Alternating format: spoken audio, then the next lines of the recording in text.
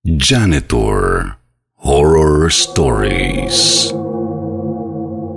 Ang babae sa opisina. Magandang gabi sa lahat ng nakikinig. Itago niyo na lang ako sa pangalang Julio. Nagtrabaho ako noon bilang gwardiya/janitor sa isang opisina. Responsibilidad naming inspeksyonin ang bawat sulok ng opisina. Siguraduhin malinis ang lugar at higit sa lahat, malayo sa anumang panganib. Baguhan pa lamang ako noon sa trabahong iyon, isang hapon nang makausap ko si Ma'am Cindy.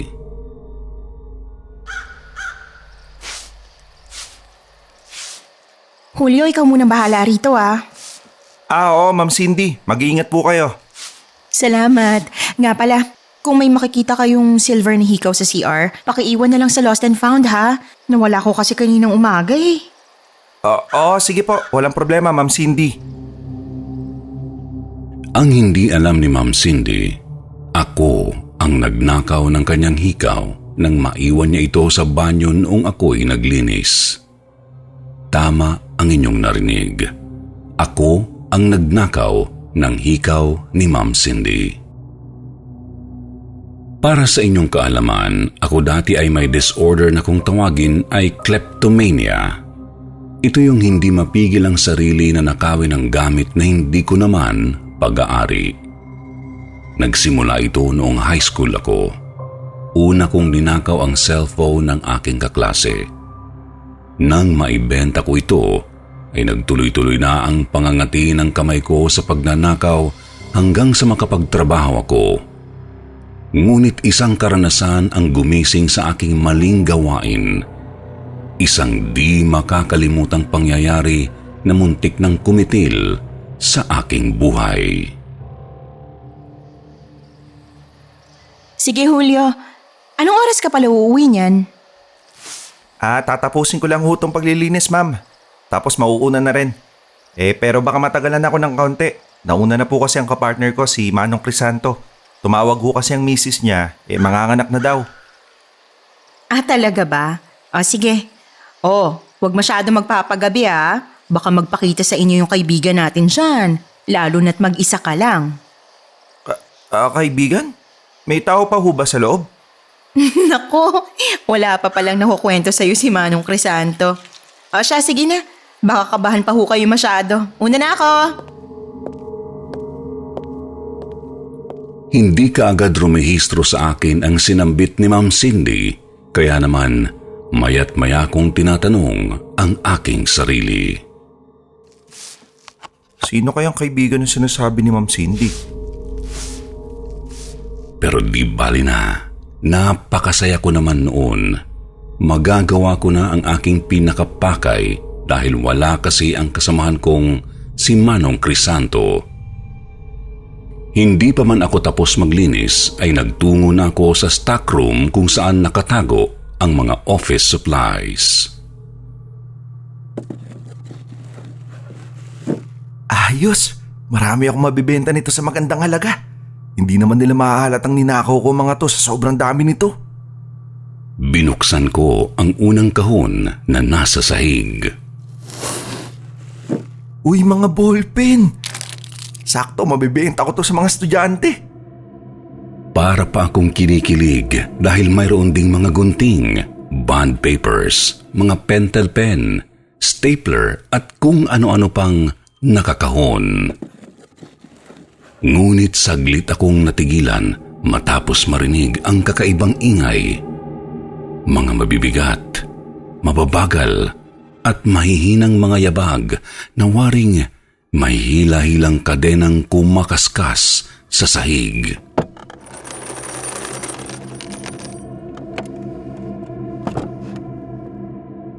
Sino yan? Manong Crisanto? Pabalik-balik iyon sa tapat ng silid. Binuksan ko ang pinto at sumilip. Wala namang katao-tao. Tahimik lang. Ipinagpatuloy ko ang pagnanakaw nang marinig ko na naman yung tunog ng kumakaskas hanggang sa huminto sa tapat ng silid. Manong Crisanto, ikaw ba yan?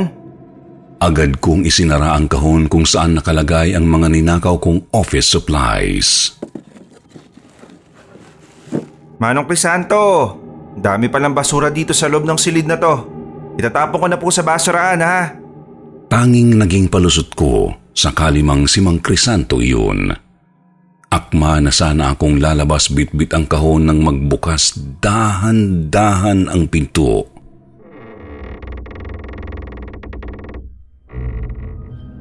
Pumasok ang isang babae.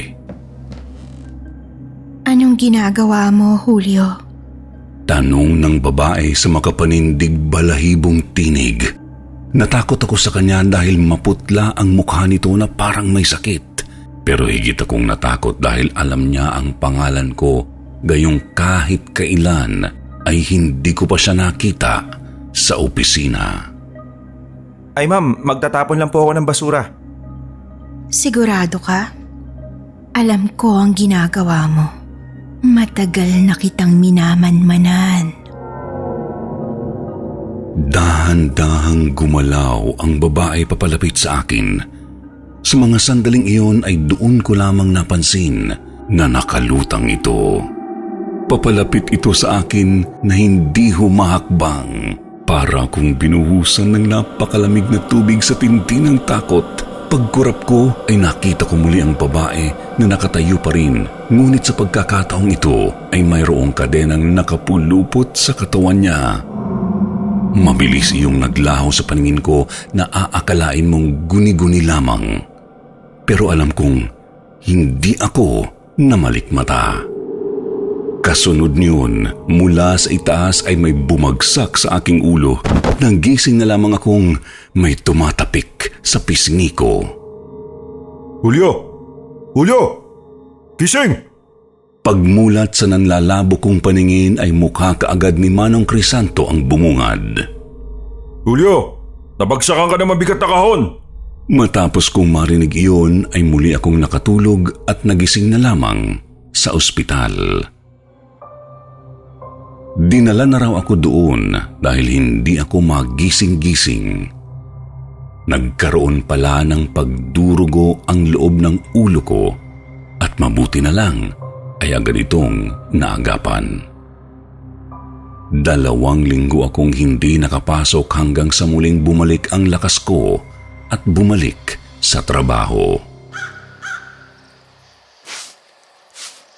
Pasalamat ka at false alarm lang yung panganganak ng misis ko ng araw na yun. Kung hindi, nako, siguradong wala na makakakita sa'yo at baka pinaglamayan ka na. Oo nga ho, Manong Crisanto, salamat talaga. Pero, Manong Crisanto, may gusto akong itanong sa'yo. Minsan kasi nasabi sa akin ni Ma'am Cindy na mayroong kaibigan nitong opisina. Ano ba ang ibig sabihin niya ron? Tanong ko sa pagnanasang malaman kung iyon rin ba ang babaeng multo na nagpakita sa akin. May kwento kasi rito noon. Si Ma'am Janet, siya ang boss dati rito. Napakasungit nun at mahigpit. Yun ang sabi sa akin ha. Hindi ko na kasi siya naabutan. Noon daw kasi, may nanloob dito sa opisina. Malas lang at nag-overtime si Ma'am Janet ng gabing yun. Ginapo siya gamit ang kadena na ginagamit sa pangkandado ng gate. Kadena? Nagulat ako. Iyon ang sagot sa tanong ko. Siya ang multong nakita kong nakakadena sa loob ng stockroom. Oo, kadena. Maigpit yung iginapo sa leeg niya at sa ganung paraan nga namatay si Ma'am Janet. Yung gwardyang nagbabantay, nasaan? Wala raw gwardya nun. Kaya nga matapos nun ay dala-dalawang gwardya na ang kinuha nila. Mabuting at nahuli raw ang mga walang iyang yun. Hindi ako nakakibo sa aking natuklasan. Biruin mo yun? Sino ang magtatangkang nakawan ng isang opisina? Wala naman sila makukuha dito maliban sa mga papel at gamit pang opisina eh. Kung magnanakaw ka rin lang, pera sa bangko at mga diamante na ang nakawin mo. Hindi mga papel at panulat. Tanga lang ang gagawa ng ganon. Oo nga po, Manong. Nakaramdam ako ng hiya sa sarili. Naalala ko kasi yung mga sandaling tuwang-tuwa ako dahil sa mga ballpen na mananakaw ko. Simula nang makabalik ako sa trabaho ay madalas kong maramdaman ang multo ni Ma'am Janet. Madalas kasi ay may bumabagsak na kung ano mula sa aking itaas. Mabuti na lang at hindi ako tinatamaan. Pakiramdam ko ay multo ni Ma'am Janet ang may gawa niyon. Hindi ko siya masisisi dahil galit siya sa mga magnanakaw. Hindi ko yun kinaya. Kaya naman ilang buwan ang lumipas ay naghanap ako ng ibang trabaho. Pero aaminin ko sa inyo na pinigilan ko ang pangangati ng mga kamay ko sa pagnanakaw hanggang sa di ko namalayang wala ang pagnanasa kong kumuha ng gamit na hindi sa akin. Ngayon ay nagnenegosyo ako ng mga itlog ng manok at tahimik na namumuhay ng aking pamilya.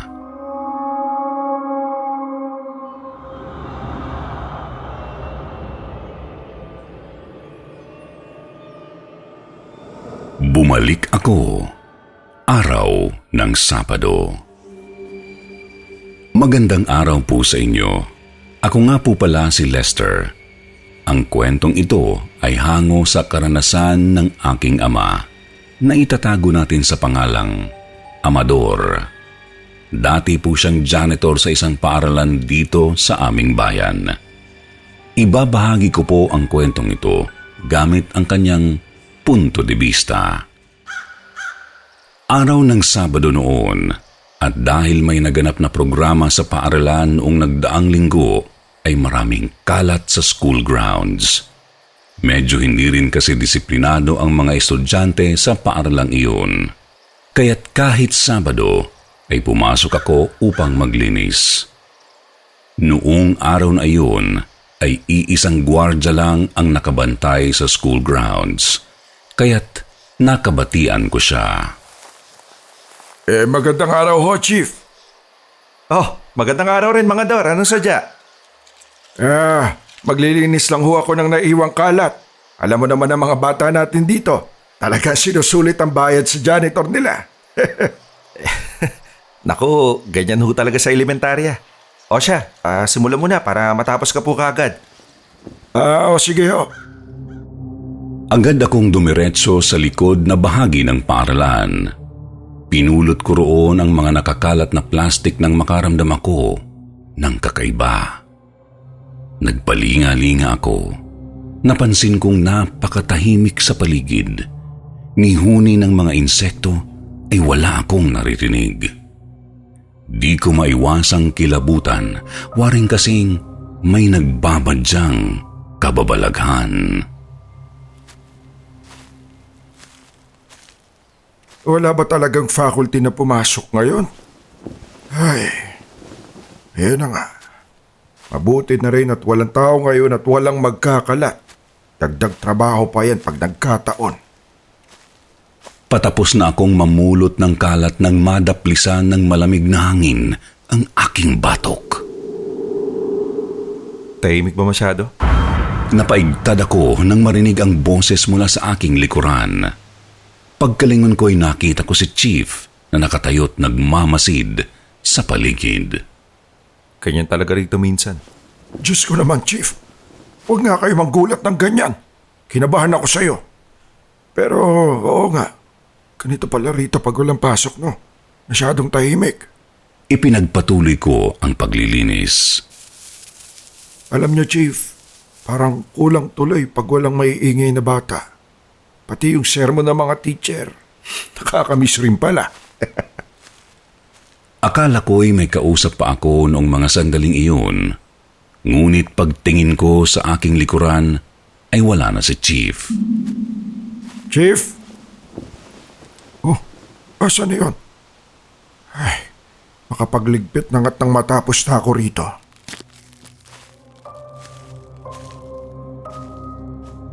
Agad akong tumungo sa janitor's station upang doon itapon ang mga basura.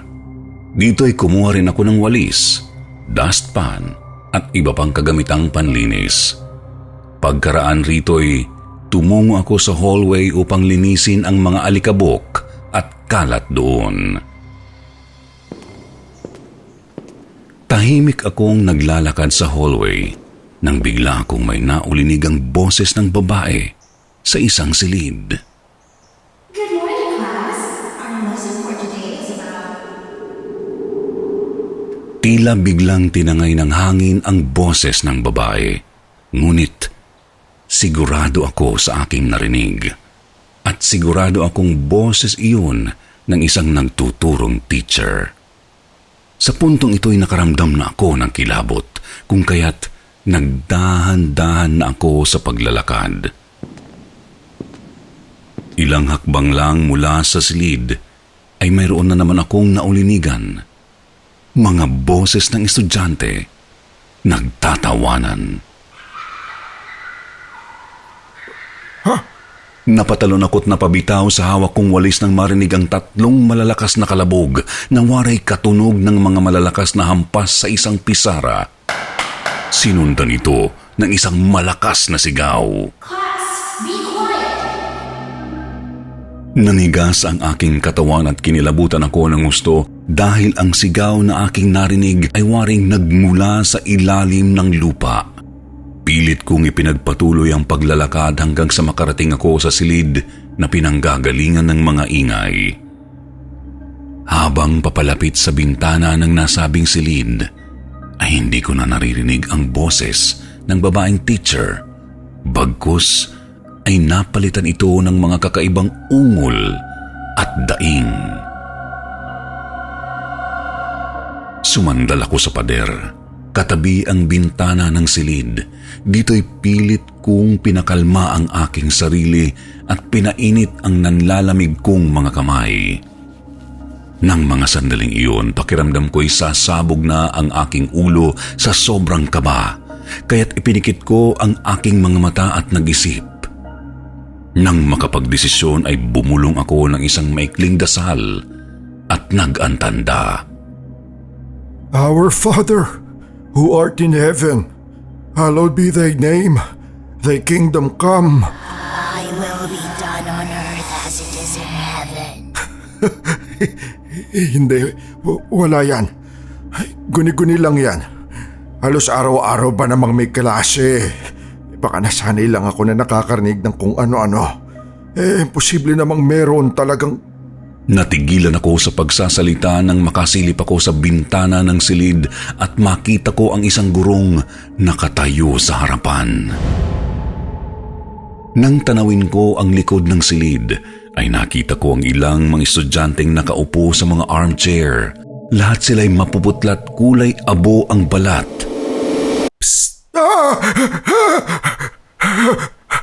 Kinilabutan ako nang may biglang humawak sa aking kanang balikat.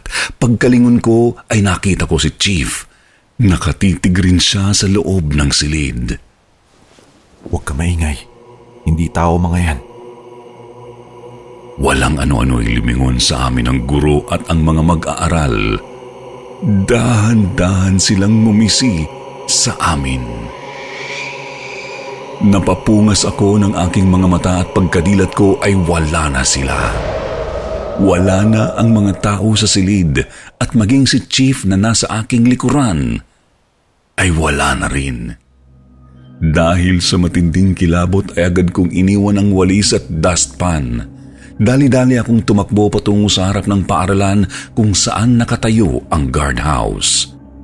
Pagdating ko roon ay wala ang gwardyang bumati sa akin. Nagpalingalinga ako para hanapin siya.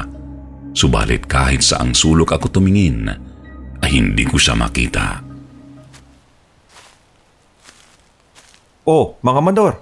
Sino hanap nyo? Napaigtad ako nang makita ko ang isang gwardyang paparating. Siya ang parehong gwardyang kumausap sa akin mula noong pagdating ko hanggang sa pagsilip ko sa bintana ng misteryosong silid. Ako lang duty ngayong araw. May iba pa po ba kayong hinahanap? Wala. Saan ka ba nagpupunta? Kanina mo pa ako pinapakaba eh. Ba't ba bigla-bigla ka nawawala? Ha? Mga mandor, kararating ko lang ho. Na-ospital ho kasing anak ko kaya dinalang ko muna ng pagkain bago pumunta rito. Matapos marinig ang sagot ni Chief ay tuluyan na akong natuliro sa sobrang takot at pagkabalisa. Noon din ay nagpasya akong itigil ang paglilinis at umuwi na lamang. Habang pauwi ay namumutla ako at wala sa sarili. Naisip ko na habang naglilinis sa paaralan noong araw na iyon ay tunay ngang mag-isa lamang ako. At lahat ng nakita at nakasalamuha ko, maging ang gwardyang kumausap sa akin, lahat sila ay hindi tao.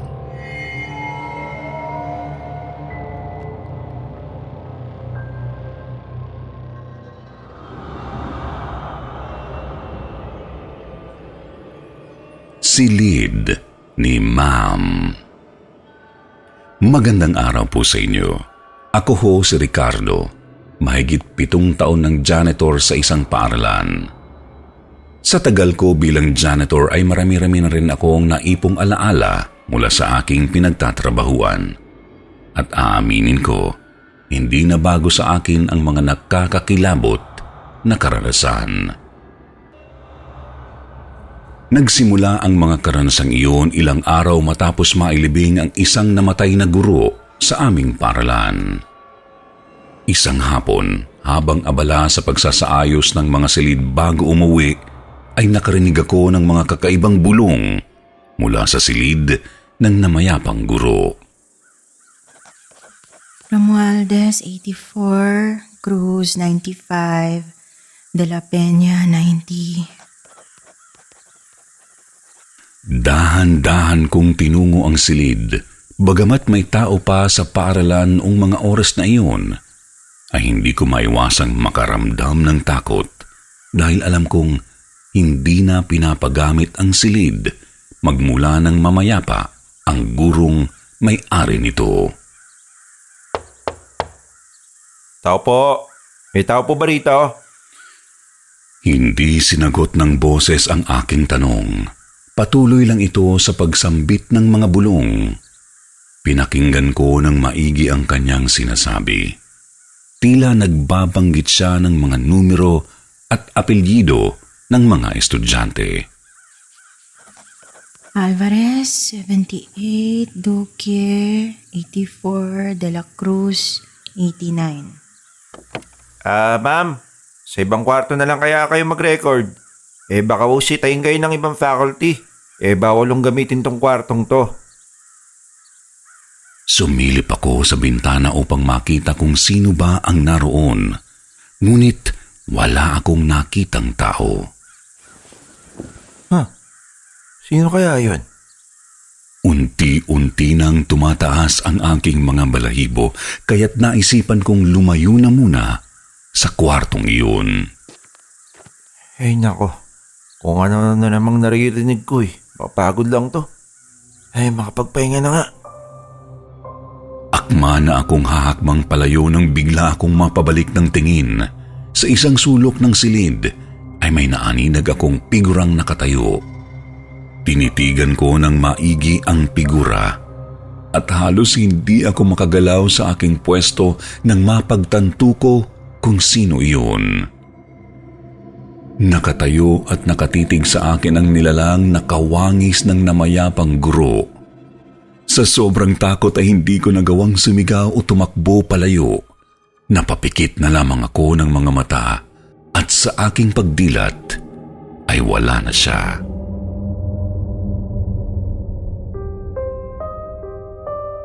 Yun lamang ang una sa marami pang pagkakataon na nakita ko ang espiritu ng guro.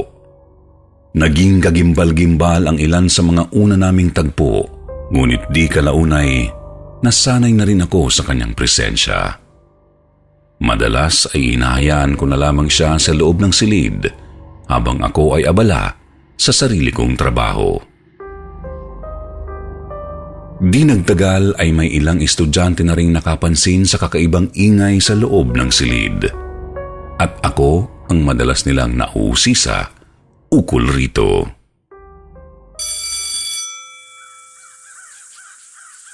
Mang Ricky! Mang Ricky!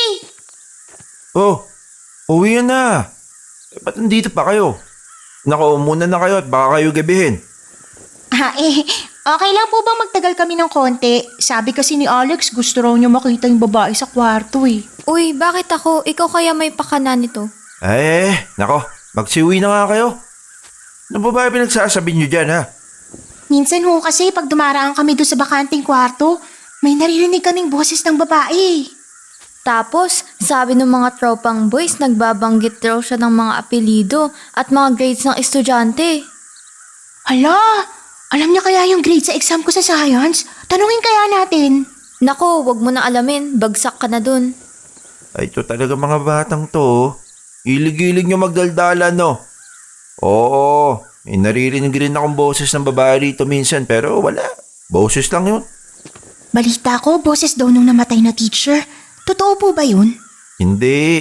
Alam nyo, tinatakot nyo lang mga sarili nyo. Kaya masyado magpapapaniwala sa mga sabi-sabing yan. Hindi totoo may babae sa loob ng kwarto. At lalong hindi totoo yung chismis tungkol sa namatay na teacher. Mang Ricky, sigurado po ba kayong hindi totoo yun? Oo! Sino po yung nakatayo ron? Ha? Tiningnan ko ang tinuturo ng estudyante sa aking lukuran. Ngunit wala akong nakita. Naku, magsialis na nga kayo bago pa ako mamalo ng walis. Bilis! Ito mga batang to. Nanatiling tikom ang aking bibig sa mga kababalaghang nangyayari sa loob ng silid dahil ayaw ko ring takutin ang mga mag-aaral at magkalat pa ng mga haka-haka tungkol rito. Hanggang sa mag-umpisa muli ang pasukan at dumami na naman ang mga bagong mag-aaral sa paaralan. Sa loob lamang ng ilang buwan ay marami-rami na ring bagong mag-aaral ang nakapansin sa mga kakaibang ingay mula sa silid na iyon. Isang hapon, habang mag-isang naglilinis sa tapat ng silid, ay nakaramdam na naman ako ng kakaibang sensasyon. Tila biglang lumamig ang paligid at nahaluan ng aroma ng sampagita ang simoy ng hangin. Agad kong itinigil ang aking ginagawa at saglit munang bumati sa espiritong nagpaparamdam. Sumilip ako sa isang sulok ng bakanting silid at do'y nakita ko muli ang figura ng namayapang guro. Ma'am, wag niyo naman ho akong takutin. Naglilinis lang ho ako sa banda rito. Wag ho kayo mag-alala, bibilisan ko na ho para mapag-isa na ho uli kayo. Mang Ricky, ayos lang ho ba kayo? Napaigtad ako sa takot nang makaramdam ako ng kamay sa aking balikat. Napatingin ako sa isang babaeng mag-aaral na nakatayo sa aking likuran. Bakit parang namumutla ho kayo? Ayos lang ako, Iya. Teka, bakit nandito ka pa? May sundo ka ba? Wala po. Gusto ko ho muna sana kayong makausap bago ako umuwi. Tungkol po sana sa silid na yan. Tulad ng inaasahan ko ay itinuro ng babaeng mag-aaral ang silid ng namayapang guro. Madalas ko ho kasing naririnig na may bumubulong dyan. Minsan nga, may mga nahuhulog pang gamit. Napaisip at napabuntong hininga muna ako bago magsalita. Matagal nang hindi ginagamit ang silid na yan. Pag may-ari yan ng isang yumaong guro. Sa pagkakaalam ko ay natake daw sa puso dahil sa sobrang stress at galit sa mga estudyante. Kaya anak ko, papakabait kayo sa mga teacher nyo ha. Mahirap ang trabaho ng mga yan. Ganun po ba? Bakit po kaya hindi natatahimik ang kaluluwa niya? Hindi ko alam eh. Siguro meron pa siyang pakay sa mundo na hindi niya pa nagagawa o misyon na hindi pa natatapos. O di kaya... Habang nakikipag-usap ay bigla na lamang napatigil ang babaeng mag-aaral. Napatitig siya sa aking likuran at napuno ng takot at pangamba ang kanyang mga mata. Sa likod niyo po. Nasa likuran niyo po, Mang Ricky. Bakas na bakas ang gimbal at takot sa mukha ng mag-aaral. Paglingon ko sa aking likuran, ay nanlaki ang aking mga mata nang makita ko ang yumaong guro. Nakatayo siya at nakatitig ng malapitan sa aming dalawa. Iya! Umalis ka na rito! Mawawala rin yan! Sige na! Sige po, Mang Ricky. Salamat po. Nilingon ko muli ang pwesto ng guro, ngunit sa pagkakataong ito ay hindi ko na siya nakita pa. Hanggang ngayon ay nagtatrabaho pa rin ako sa nasabing paaralan at paminsan-minsan ay nagpapakita pa rin si Ma'am sa akin. Hindi ko nga malaman kung ano ba talaga ang pakay nito. Minsan nga'y naiisip ko na siguro'y tahanan na ng kaluluwa niya ang silid.